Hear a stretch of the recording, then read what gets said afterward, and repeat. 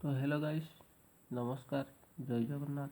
ଆଜି ସକାଳୁ ସକାଳୁ ଆସିବାର ମାନେ ମୁଁ 3 ଦିନ ହେଲା ଟିକେ ବ୍ୟସ୍ତ ରହିଥିବାରୁ ୟୁଟ୍ୟୁବରେ ଭଲ କିଛି ଅପଲୋଡ଼ କରିପାରିନଥିଲି।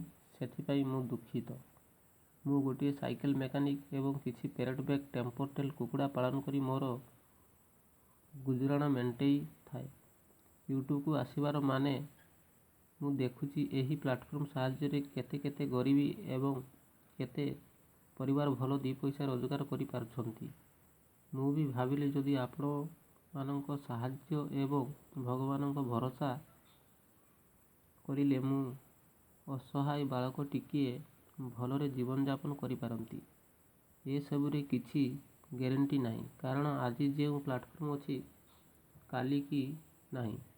ଏଇ 2-3 ଦିନ ହେଲା ଗୋଟିଏ ଜବରଦସ୍ତ ଆପ୍ ଜିଲି ଆପ୍ ଷ୍ଟପ୍ ହୋଇଯାଇଛି। କାହିଁକି କାଲିକି ୟୁଟ୍ୟୁବ ବି ଏମିତି ହେବ କିଏ କହିବ। ଜିଲି ଆପ୍ରୁ ଲୋକ ଭଲ ଭିଡ଼ିଓ ପୋଷ୍ଟ କରି ଆର୍ନିଂ କରୁଥିଲେ, ହଠାତ୍ ବନ୍ଦ ହୋଇଗଲା।